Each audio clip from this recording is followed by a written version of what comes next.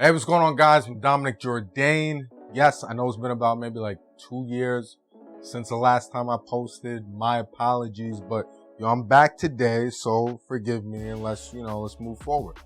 Anyway, today I want to talk to you guys about this whole Will Smith and his colorism situation. Now, I don't know if everybody knows, but Will Smith is supposed to be playing Richard Williams, who's Venus and Serena's father. Will Smith is light-skinned. Richard Williams is a dark-skinned man. I get it.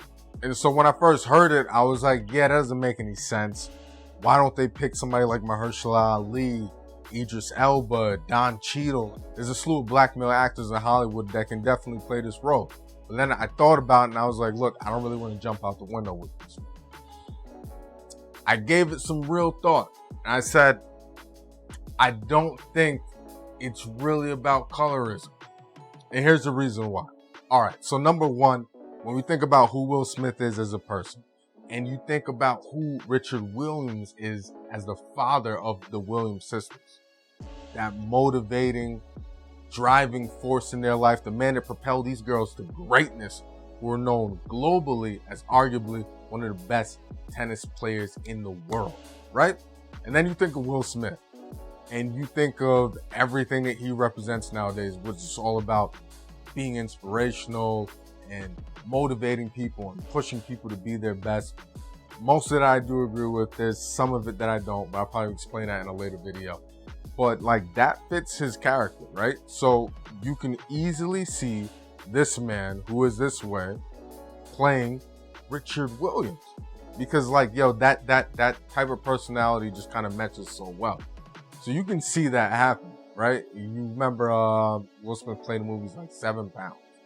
The Pursuit of Happiness, probably one of the best motivational, inspirational movies ever, right? Like, that's Will Smith. Like, that's who we think of. Like, the guy who says, yo, if you put you on a treadmill, you put me on a treadmill and all this other crap, he'll kill you, da-da-da. Cool. Like, that's Will Smith. Like, we know him as that driving force when it comes to inspirational, motivational, positivity, all this lovey-dovey stuff, right? The other thing that we have to think about is artistic integrity and where business meets. So for us, artistic integrity is here, and business we don't really care about because we're here to be entertained. We want to watch a movie, we want to see what's going on. But for the studio that's putting up the money for this movie is business and artistic integrity. For example, right? You want to see how this is real? Think about it. We have the X-Men. We have the Avengers. Now, we know, well, I don't know if we know, but for everybody who's a Marvel fan, into the Marvel universe, blah, blah, blah, like that, you know that the X-Men and the Avengers at some point cross paths. However, you will never see that happen. Maybe now you'll see it happen because of a merger. But before that, you hear no word of it. You have Magneto, who's over here with the X-Men, owned by Fox Studios. You have the Avengers, owned by Marvel Cinematic Universe, owned by Disney, right? Scarlet Witch, Quicksilver, were both in the Avengers, and I think Quicksilver died in Iron Man 3. Magneto was their father. You will never hear that mentioned in the Marvel Cinematic Universe. Why? Because Magneto is intellectual property Fox Studios at the time, but now they merged. So in the future, hopefully we'll be able to see some type of cross-linking, some type of action going on. But that's their intellectual property, as is the Avengers is their intellectual property. So because they own it, if they don't feel like these guys merging, if they're like, listen, you're not going to make any money off my intellectual property, and neither are you, you're not going to see it. You're just not going to see it. That's just how it goes. They don't care about artistic integrity. If they did, should have been merged those stories together. Like, for a fan like you, just want to see that so badly. This is the thing with the studio. They want to make money. So when you think about who Will Smith is probably arguably the most popular person in the world. Not just the most known actor, but just like one of the most popular people in the world. Like, Will Smith can go anywhere and be recognized. Like when you think about it, it's like Jesus, Michael Jackson. I was about to say Will Smith. Jesus, Michael Jackson, Will Smith, and whoever the current president of the United States is, like, that's it. Like, those are the most popular people in the world. The studio cares about bringing in those numbers on opening day. They care about who's going to have the biggest hit at the box office. It's not going to be Idris Elba. It's not going to be Mahershala Ali. It's not going to be Don Cheadle. It would be Will Smith. Will Smith just has a level of magnetism, just a level of global appeal that those actors just don't. Like, Will Smith just is that popular. Like, that's why in his contract, he's supposed to be paid like $23 million or something like that. I don't mean to speak on your pockets, Will, my bad, but like something along those lines. Like, that's what this man is supposed to be paid. Because he can guarantee maybe flop or success that the studio will either break even or they'll make some type of a profit.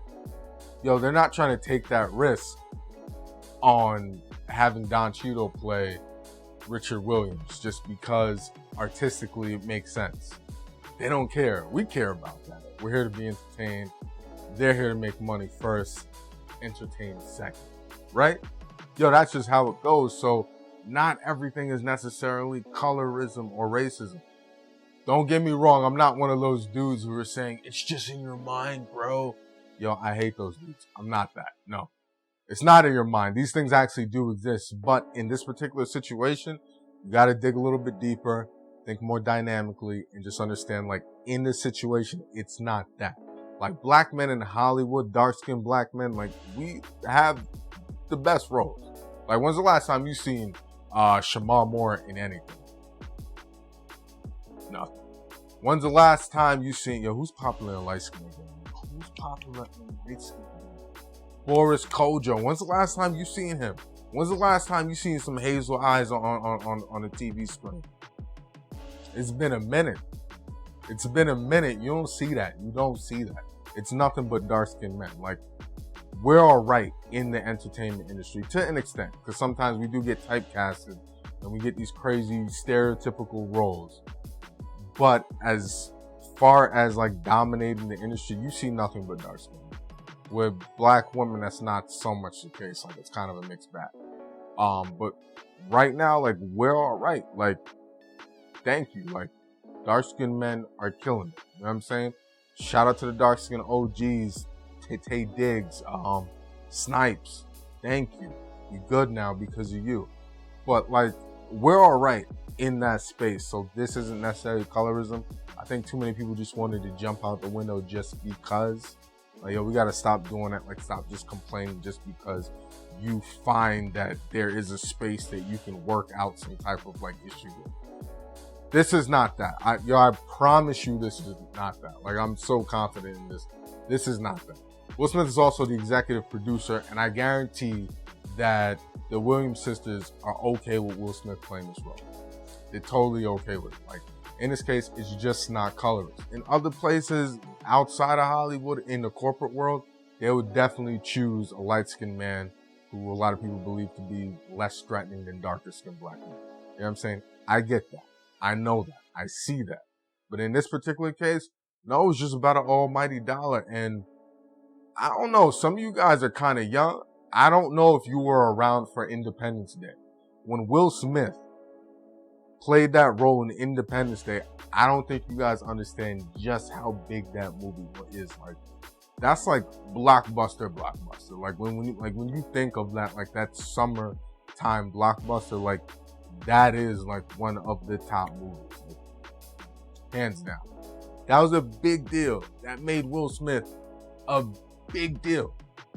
A lot of you youngsters don't know about that. And that's why some of you guys have this pushback and you guys don't really think clearly. And that's why some of you guys have this pushback and you're not really thinking clearly, just a little young. Will Smith is a big deal. Anyway, I'm Dominic Jourdain. It's just my 2 cents. Please remember to like, share, subscribe, be part of that notification squad, hit that bell so you know whenever I put up a new video. Please. Thank you. I'm back. My apologies. We're going to talk about some real shit. I promise you. I'm going to get to it. It's going to be a change on this YouTube space. I promise you. We're going to get to it. So serious. All right? Peace, love, blessings. I'll holler at you guys later.